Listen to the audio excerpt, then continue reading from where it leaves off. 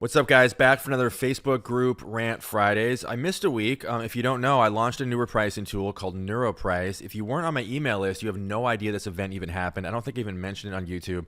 Link below this video if you want to check that out. But I'm back now after all the chaos. Let's recap how this is going to go. You should know the formula by now. I go inside Amazon seller Facebook groups. I offer commentary in 5 different parts. Part 1, I go on a crazed rant. Part 2, I stir up unnecessary drama. I say things I shouldn't say. Part 3, I give you specific, tactical, actionable Amazon selling advice you can go make money with. Part 4, I do buy or pass. I show you a book on a scanning app that I find in a Facebook group.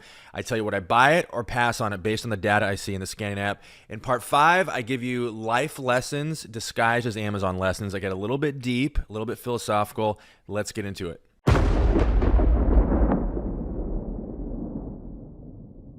Okay, we got Zach here. He had his first $1,000 month. Seriously, congratulations. That's huge. It's easy to get distracted by all these like 5 and 6 figure screenshots. Like $1,000 a month. When you hit $1,000 a month, that's huge.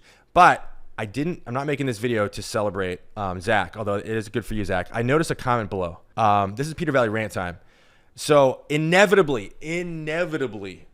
anytime someone posts a screenshot, this happened in my old Facebook group. Anytime someone posted a screenshot of their sales, there's always one person or more that would post below, how many books are in your inventory? How many inventory items do you have? As though there was any relationship between those two. Massive myth.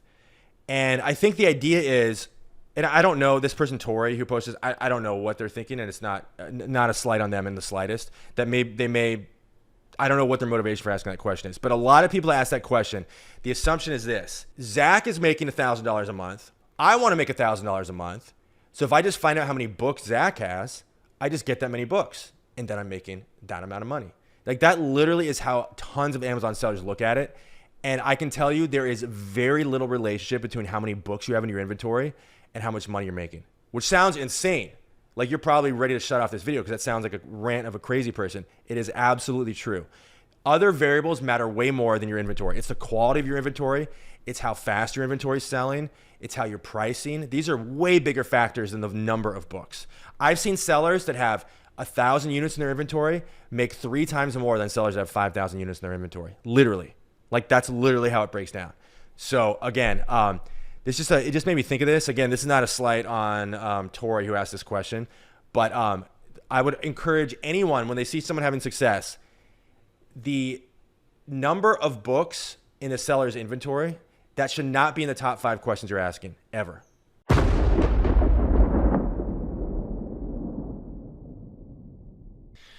Okay, guys, look, back to being petty again. I don't understand this. I think I covered this in the first video I did in the series a couple weeks ago, where there's people posting selfies in the Amazon seller groups. I don't understand it. I don't understand what this is for. Why are we posting selfies? I don't understand. The first time I was very diplomatic. I was like, hey, do what you want. It's a little bit weird to like introduce yourself to a group, post a selfie. And again, I know it sounds petty, but it's like, what are we doing here? What does this mean? Why? Like, I just want to know why. All I want is the answer why. What is the purpose? What is the outcome we're looking for when we're posting selfies in the Amazon seller forum?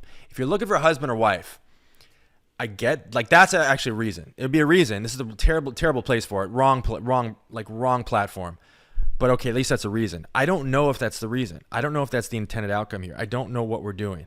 And I keep seeing this. I keep seeing selfies in the Amazon selling groups. I don't understand it. What are we doing?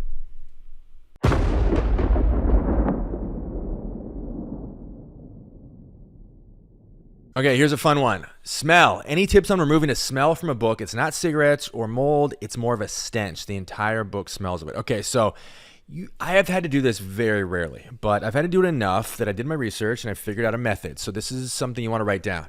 So take the book and put it in a giant Ziploc bag. Like, hopefully you have a Ziploc bag that can actually contain this book. I guess theoretically anything that's like airtight would work. But you know, they make Ziploc bags in every size imaginable. So just get a giant Ziploc bag. You're going to want to put either charcoal in there, like multiple lumps of like literal charcoal, or, which might be a little bit easier and less messy, cat litter. I'm serious.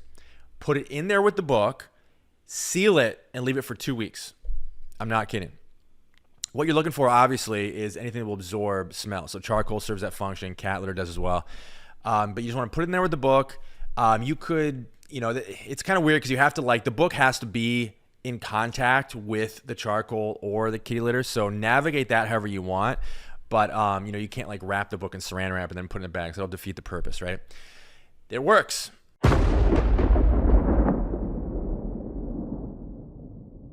Okay, here's another one that showcases the invaluable and under-discussed skill of knowing how to interpret data on your scanning app. I need to do a whole course on this. This is key stuff. Okay, so look at this post here. Looking for thoughts on FBA for this freebie. Okay, so this person's getting a free book, and sales ranks great, or good, decent. Selling used merch fulfilled for $104, new for $90. There should be no way to interpret this as a bad book.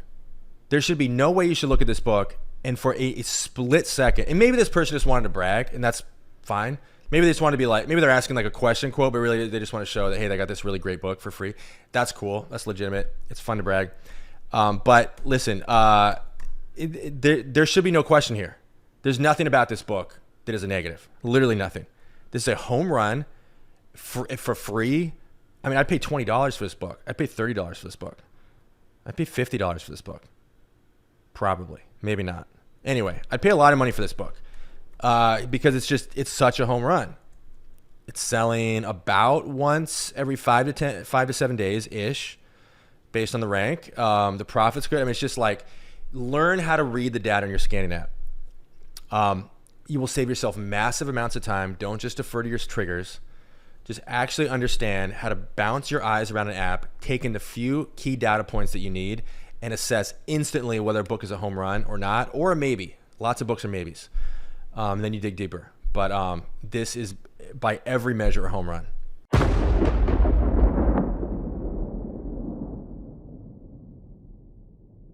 Okay, so guys, I really did not intend this video series to just be a succession of rants. I feel like that's not really energy I want to bring to the room, so to speak.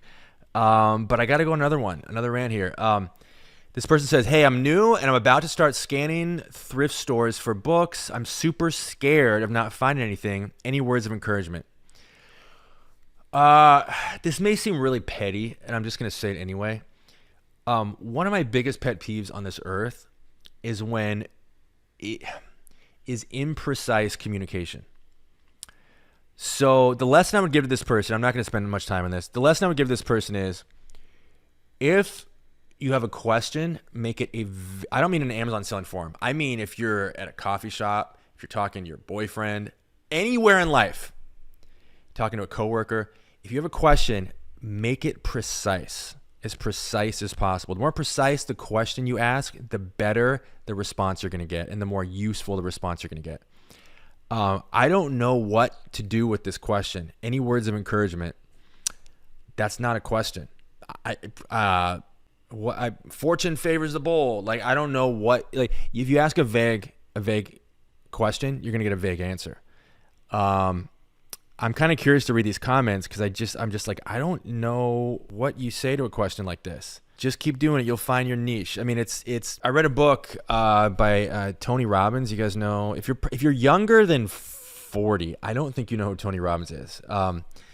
But really big impact on a lot of people at a certain point in history. And I read a book by him, and he said, you know, the quality of your life is the quality of your communication, and the quality of your communication is defined by the precision of your communication.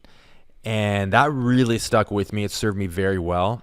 You might be laughing right now thinking Peter Valley is the biggest blubbering idiot on YouTube. How dare he think that he is a precise communicator? You might be right, but I'm a lot better than I used to be. All right, guys, we covered a lot of ground. You now have a 3-part mission. Are you ready? Mission number 1, subscribe to this YouTube channel. You can build a whole business off of what I give away for free. Do it right now. Number 2, get all my free stuff. Hit the link below this video. Go to fbamastery.com. Get free reports, free web classes, no strings attached. Free means free. Hit the link below this video right now. And mission number 3, take what you learned in this video and go make money with it. This is Peter Valley signing off. See you in the next video.